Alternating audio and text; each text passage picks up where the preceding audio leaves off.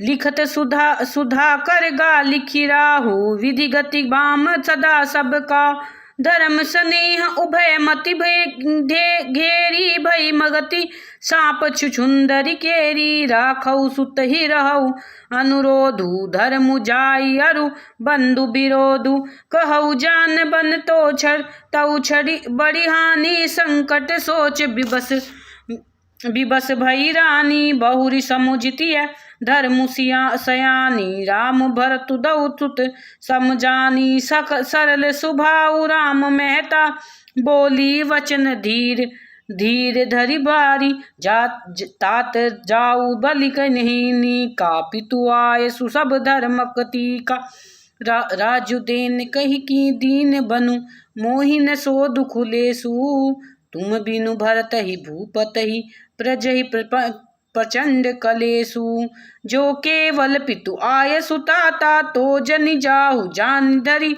बड़ी माता, जो पितु मातु कहे बन जाना, तऊ कानन सत अवध समाना, पितु बन देव मातु बन दे, खग मृग चरण सरोरु सेबी, अंतहु उचित निपहि बनवासु, बै बिलोक ही होई हुलासु, बड़ भागी बनु अवध भागी, जो रघुवंश तिलक तुम त्या, तऊ सुत कहु संग मोहि लेहु, तुम्हारे हृदय होई संदेह, पूत परम प्रिय तुम सब ही के, प्राण प्राण तुम जीवन जी के, ते तुम कहु तात मातु बन जाऊ, मैं सुनि वचन बैठी पछिता। बोलो सियापति रामचंद्र भगवान की जय। रघुकुल के तिलक श्री रामचंद्र जी ने दोनों हाथ जोड़कर आनंद के साथ माता से कहा, हे माता, माता और माता का आशीर्वाद दिया। अपने माता ने उन्हें अपने हृदय से लगा लिया और उनके निछावर करने लगी। माता बार बार रामचंद्र जी के मुख को चूम रही है, नेत्रों में प्रेम का जल भरा हुआ है और अंग पुलकित हैं। श्री रामचंद्र जी को अपनी गोद में बैठाकर सुंदर स्तनों से दूध बहाती हुई माता बोली, उनका प्रेम महान और आनंद का मूल है, कुछ कहा नहीं जा सकता, मानो कंगाल ने कुबेर का पद पा लिया हो। बड़े आदर के साथ सुंदर मुख देखकर माता मधुर वचन बोली, हे तात, माता बलिहारी जाती है, कहो वह आनंद मंगलकारी लगन कब है, जब मेरे पुण्यशील और सुख का सुंदर सीमा जन्म लेने का लाभ पूर्णतम शुद्ध होगा, तथा जिस लगन को सभी स्त्री पुरुष अत्यंत व्याकुलता से देख रहे हैं, जिस प्रकार प्यासे जैसे प्यास से व्याकुल चातक चातकी को स्वाति नक्षत्र की वर्षा का जल मिल गया हो। हे तात, मैं बलैया लेती हूँ, तुम जल्दी नहा लो और मन में जो भावे वह फूल फल खा लो। जब पिताजी के पास जाना, बहुत देर हो गई, माता बलिहारी जाती है। माता के अत्यंत अनुकूल वचन सुनकर जो मानो परम सुख देने वाले थे, माता ने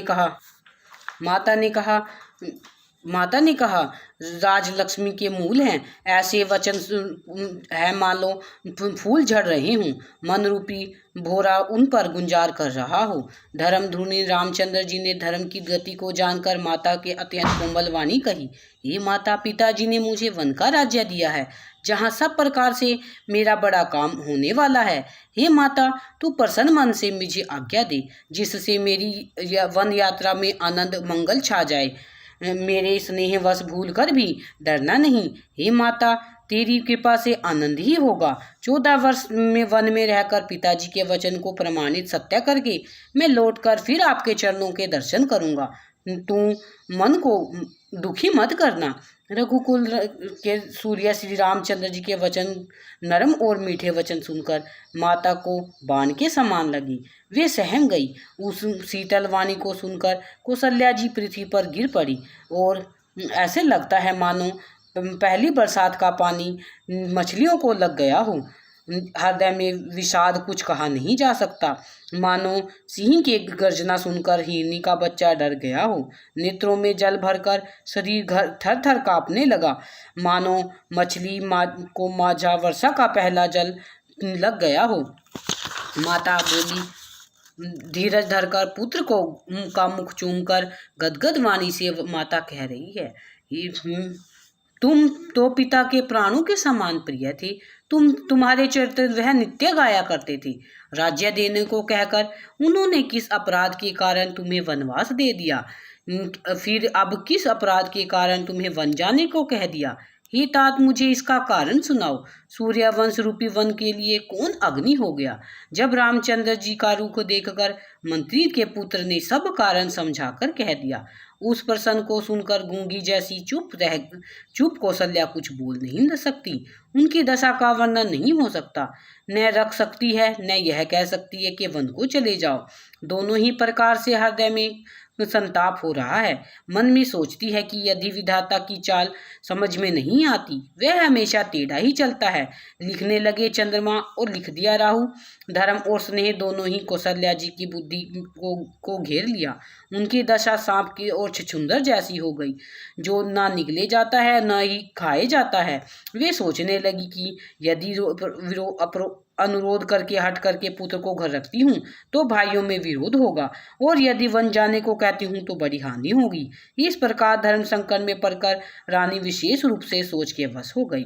फिर बुद्धिमती कौशल्या जी स्त्री धर्म, पति के व्रत धर्म को समझकर और राम और भरत दोनों पुत्रों को समान समझकर सरल स्वाभाविक और रामचंद्र जी की माता धीरज धरकर वचन बोली, हे तात, मैं बलिहारी जाती हूँ। तुमने अच्छा किया। पिता की आज्ञा पालन करना हर पुत्र का धर्म होता है, धर्मों का शिरोमणि है। राज्य देने को कहकर वन दे दिया, उसका मुझे कोई लवलेश भी दुख नहीं है।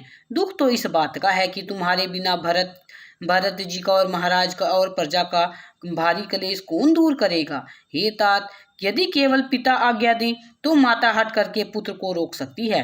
वन जाने से मत जाना, किंतु यदि माता पिता दोनों ने आज्ञा दी है तो वन तुम्हारे लिए सैकड़ों अयोध्या के समान है।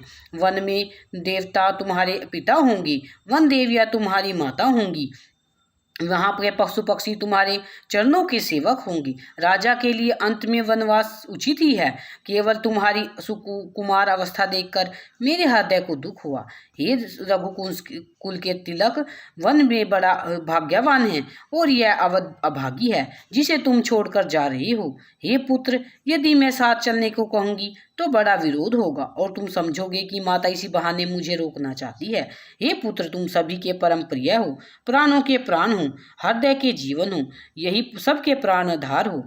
हे पुत्र, मैं तुम्हें वन जाने को कहूँ, मैं तुम्हारे वचनों को सुनकर जीती खड़ी हूँ, इसमें बड़ा ही अपराध है। इस प्रकार कौशल्या जी रामचंद्र जी को कह रही हैं कि हे पुत्र, यदि पिता वन को जाने को कहते हैं तो माता हट करके पुत्र को रोक सकती है, परंतु यदि माता पिता दोनों ही आज्ञा दें तो पुत्र का यह फर्ज होता है, यह कर्तव्य होता है कि वह उनकी आज्ञा का पालन करे।